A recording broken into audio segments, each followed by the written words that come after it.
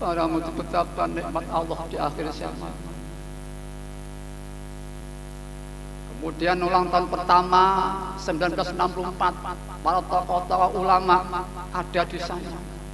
Semua kompak pada wahidiyah ini. Termasuk Kyai Fadlul Tambak Beras Jombang yang berkata sambutan pada ulang tahun pertama itu. Beliau dawuh di saat mu'alif nyambut atas nama Sahibul Bait, menawarkan sederek-sederek kula gadah amalan boleh panjen kersa laturi. Langsung Kyai berdiri, qabil itu awalan saya pertama menerima, saya pertama menerima sampai 3 kali para mujahid. Itu ada data otentik. Mungkin yang belum tahu sejarah ini, yang biasa main HP, dilihat HP YouTube, cara mencarinya yaitu mencari tasawuf wahidiyah yang ditulis oleh saudara Sohi Huda. Sohi Huda. Maka nanti keluar. Nah, di antara dalam buku itu ada bab yang berjudul keterbukaan ideologi wahidiyah. Itu ada 9 tokoh Nahdliyin termasuk Gus Dur, dan putranya Kiai Hasyim Asy'ari II. Ada data itu secara otentik. Kembali pada suatu perjalanan perjuangan. Kemudian kompak pada waktu itu cuman ada sambutan satu yang menyatakan tentang sanad lazim thariqat. Jadi siapa atasnya sampai Rasulullah. Mungkin ini yang bertanya kurang memahami, maaf nusyaibu. Salat itu tidak perlu sanad seperti thariqah. Dari ayahnya, dari gurunya, guru sampai Rasulullah SAW. Itu memang ada persyaratan thariqat seperti itu. Tapi sholat tidak ada sama sekali persyaratan itu para mujahid. Ini anugerah Allah, mudahnya Allah bersolawat para mujahid.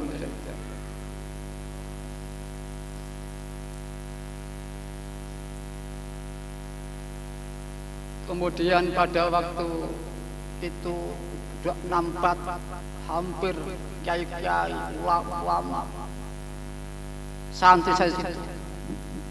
Kemudian setelah ada kekuatan dasar dari dalam ini, maka ada peristiwa 1965.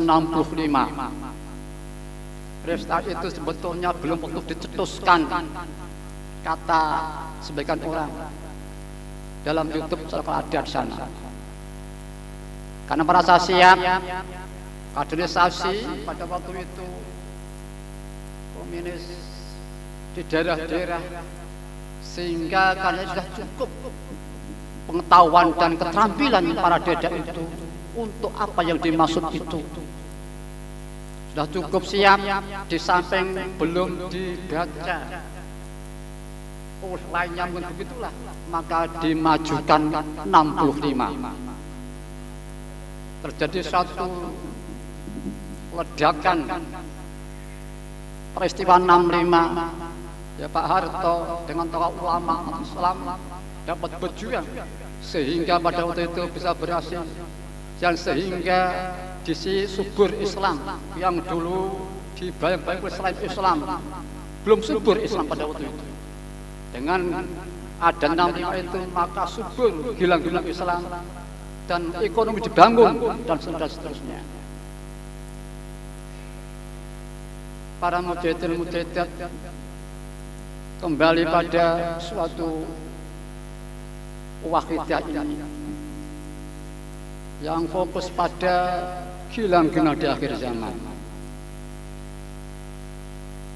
Kondisi pada waktu itu manusia, karakter bangsa kita secara umum belum ada wahidiyah. Apa wahidiyah? Mu'alif mendawuhkan kumpulnya hakikat syariat, itulah wahidiyah. Kumpulnya hakikat syariat itu wahidiyah. Maka ada wahidiyah zaman Nabi Ibrahim kalau nggak salah. sampai Nabi Musa, agak lupa, maaf, ngapunten. Yang pernah diceritakan ada seorang remaja,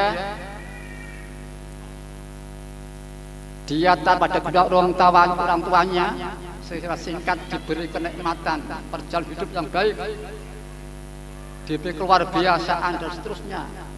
Maka zaman itu dia oleh Allah diselamatkan pada alam gaib, satu rumah dari batu di tepi laut, kemudian dia setelah masuk bergeser masuk ke dasar samudera.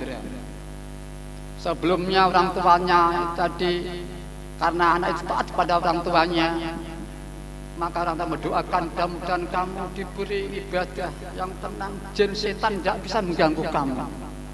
Maka dijawablah doa orang tua itu, sehingga dia setelah ditinggal orang tuanya, dia berjalan di tepi laut, maka ada rumah dari batu, ada suara masuk, salah masuk, tenggelam di samudera.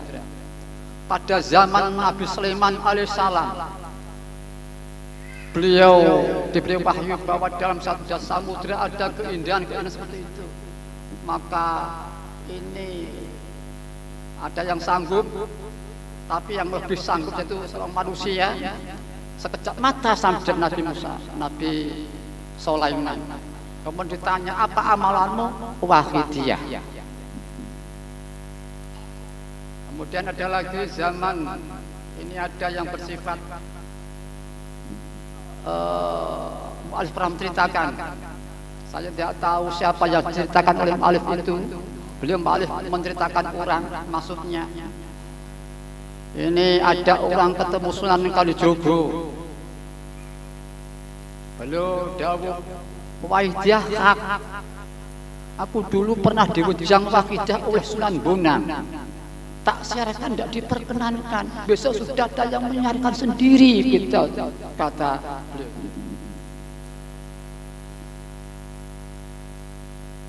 Kemudian saya cerita itu kepada Mbah Gimo, rumahnya itu Kasongan, Bantul, masuk daerah wisata, terus notok kanan, notok kiri 300 meter itu rumah Mbah Gimo. Mbah Gimo, kemudian saya cerita itu, dia menceritakan, saya pernah doanya menisuan Kalijogo di daratan apa, di air saya lupa. Maka saya puasa mutih 40 hari, alhamdulillah, walaupun di daratan tetap hafal. Ini pengalaman. Singkat cerita, pada waktu Mbah Gimo istrinya ngamalkan Wahidiyah. Mbah Gimo diajak ngamal Wahidiyah, bingung.